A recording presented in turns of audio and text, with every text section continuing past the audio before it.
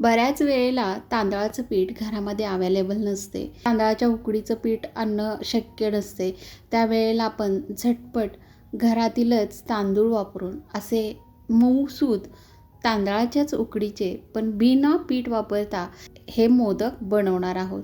तुम्ही पाहू शकताय अगदी मऊ लुसलुशीत दिवसभर म्हटलं तरी हे असे मोदक छान असे राहतात. लगेचच रेसिपीला सुरुवात करूया. त्यासाठी इथं मी हा आंबेमोहर तांदूळ घेतलेला आहे.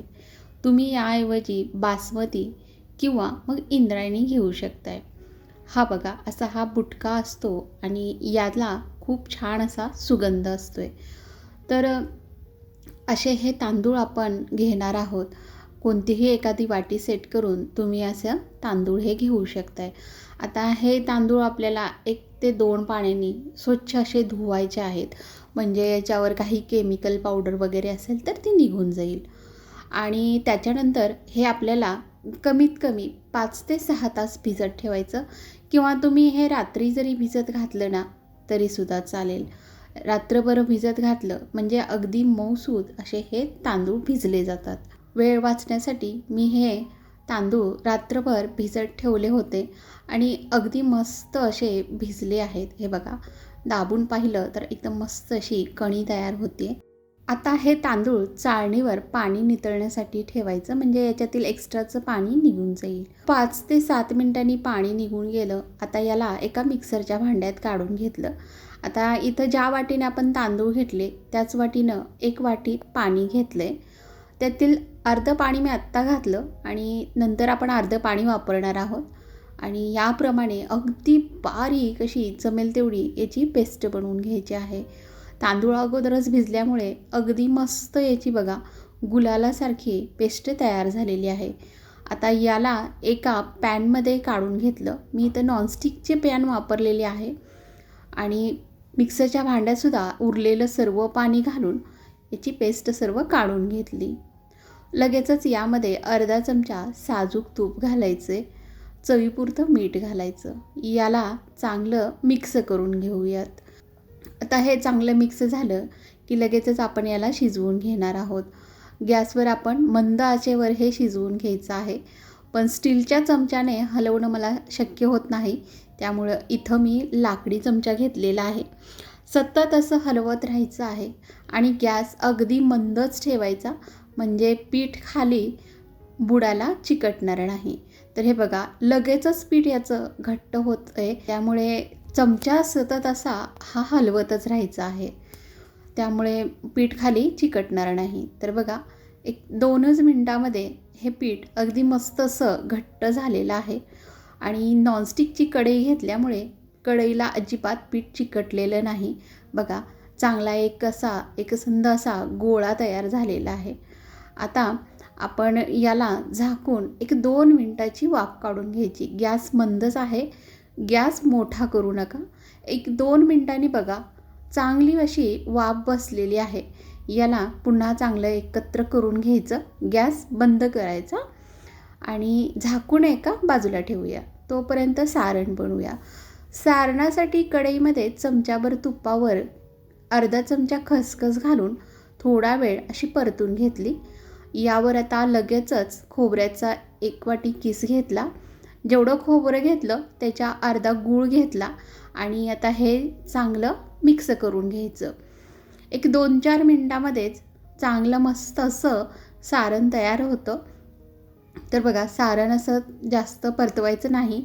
या कन्सिस्टन्सीमध्ये आलं की गॅस बंद करायचा आणि नंतर यामध्ये आवडीप्रमाणे काही तुम्हाला ड्रायफ्रूट्स घालायचे असतील ते घालायचे. वेलदोडा पावडर आणि गुळाचा पदार्थ आहे म्हणून इथं मी थोडंसं जायफळ किसून घेते. चिमूटभर मीठ घालायचं आणि हे चांगलं मिक्स करून घ्यायचं. हे सर्व चांगलं एकजीव झालं की याला थंड होण्यासाठी बाजूला ठेवूयात. उकडीचं पीठ थंड झालेलं आहे आणि मी हे काढून घेतलेलं आहे परातीमध्ये. बघा कढईला कुठेही पीठ चिकटलेलं नाही आहे आणि मी मळते आहे बघा. अर्ध्या मिनटातच हे पीठ चांगलं एकत्र झालेलं आहे. पाहू शकता याला गरमच मळावं असं काही नाही. हे पीठ अगदी थंड झालेलं आहे पण याला आपण अगदी मस्त असं मळून घेणार आहोत. लागेल तर तूप आणि पाण्याचा हात लावून हे पीठ आपल्याला चांगलं मऊसर मळून घ्यायचं आहे. पीठ आपण जेवढं चांगलं मळून घेणार ना, तेवढेच मोदकसुद्धा अगदी मस्त होणार. त्यामुळे पीठ आपण अगदी मस्त असं हे मळून घ्यायचं आहे. पीठ चांगलं मळलं म्हणजे पारी वगैरे अजिबात चिरत नाही. त्यामुळे पीठ जरी पटकन जरी गोळा झालं तरी आपण हे पीठ चांगलं व्यवस्थित एक 7 ते 8 मिनटं मळून घ्यायचं आहे. पीठ चांगलं मळून झालं की आता आपण याच्या समान भागाच्या गोळ्या करून घेऊया. तर इथं माझे या प्रमाणामध्ये बरोबर 11 मोदक तयार झालेले आहेत. एका वाटीच्या प्रमाणामध्ये 11 मोदक बरोबर तयार होतात. तर सर्व गोळ्या मी अगदी मस्त अशा गोल गोल बनवून घेतलेल्या आहेत आणि बघू शकताय अगदी मस्त पांढऱ्या शुभ्र ह्या गोळ्या तयार झालेल्या आहेत. आणि बघा अजिबात कुठेही हे किती जरी पातळ आपण पारी बनवली तरीसुद्धा ही फाटली जात नाही. आता अशी गोळी बनवून घ्यायची आणि सर्वच गोळ्या आपण अशा याप्रमाणे बनवून घेणार आहोत. तोपर्यंत आपलं सारणसुद्धा चांगलं थंड झालेलं आहे आणि बघू शकताय मस्त असं मऊसूद हे तयार झालेलं आहे. आता पोळपाटावर एक प्लास्टिक घेतलं, त्याला तुपाचा आणि पाण्याचा हात लावून घेतला आणि हे पीठ आपण पुन्हा एकदा हाताने चांगलं तेल पाणी लावून मळून घ्यायचं आणि नंतर हे बघा हातानं अगदी इझिली ही पारी तयार होते आहे. अगदी पहिल्यांदा जरी बनवणार असाल तरीसुद्धा ही पारी अगदी मस्त अशी तयार होते आहे बघा. आता आपण याला कळ्या पाडून घेऊयात. तर या 3 बोटाच्या साहाय्याने आपण ह्या कळ्या पाडून घेणार आहोत. चिमटीच्या साहाय्याने असं चिमटलं म्हणजे बघा मस्त अशा कळ्या तयार होत आहेत. आणि मी बनवतानाच तुम्हाला कळतच असेल की ही पारी किती मऊ लुसलुशीत तयार झालेली आहे. कुठेही याला तडा वगैरे जात नाही. अगदी मस्त ही पारी तयार होते. अशी याप्रमाणे वाटी तयार झाली की यामध्ये आवडीनुसार सारण घालायचं आणि पाकळ्या अशा एकाच दिशेने फिरवून मग जवळजवळ आणत हा मोदक असा मिटवून घ्यायचा आणि सुंदर असं याला टोक काढून घ्यायचं. परफेक्ट अगदी मस्त पटकन इझिली आता हा मोदक तयार झालेला आहे.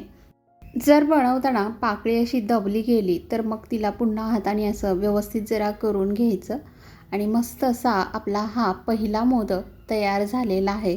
तर ही पद्धत जर तुम्हाला जमत नसेल तर मी तुम्हाला अजून एक सोपी पद्धत दाखवते. तर पीठ घ्यायचं आणि पिठामध्ये गोळी बुडवून घ्यायची आणि लाटण्याने असं पोळपाटावर लाटून घ्यायचं. बघा सहज ही पारी अगदी पातळ अशी तयार झालेली आहे. एकसारखी पारी तयार झाली आहे, कुठेही तडा गेलेला नाही.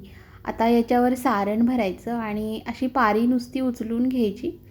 एक्स्ट्राचं काही पीठ असेल तर ते काढून घ्यायचं. टोक व्यवस्थित बंद करायचं आणि मी दाखवते आहे तसं गोल गोल फिरवून घ्यायचं. नंतर एखादा चमचा घ्यायचा आणि चमच्याच्या साहाय्याने असे बघा मी दाखवते त्याप्रमाणे कट्स लावायचे आणि वरून थोडासा मोदक प्रेस करायचा. बघा हाही मोदक अगदी मस्त असा तयार झालेला आहे. आता बाकीचे सर्व मोदक मी याप्रमाणेच तयार करून घेतले. आता लगेचच आपण याला शिजत घालूया. तर त्यासाठी इथं मी चाळणीवर कॉटनचा कपडा घेतलेला आहे भिजवून आणि यावर हे मोदक ठेवायचे.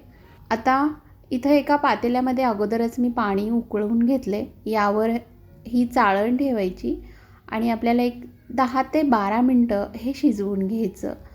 10-12 मिनटांनी चेक करूया. हाताला कुठेही पीठ चिकटलेलं नाही, याचा अर्थ मोदक अगदी मस्त शिजले गेलेले आहेत. याला खाली काढून थोडा वेळ थंड करून घेऊया. तर तुम्हीसुद्धा या गणेश उत्सवामध्ये एकदा याप्रमाणे मोदक बनवून बघा. पटकन तयार होतात आणि अगदी पांढरे शुभ्र हे मऊ लुसलुशीत दिवसभर म्हटलं तरी छान असे मोदक राहतात. कशी वाटली तुम्हाला आजची ही मोदकाची रेसिपी? आवडली तर जरूर ट्राय करून बघा. सांगितलेल्या टिप्स कशा वाटल्या हे सुद्धा तुम्ही मला कमेंट्सद्वारे अवश्य कळवा.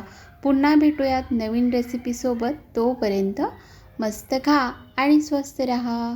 धन्यवाद.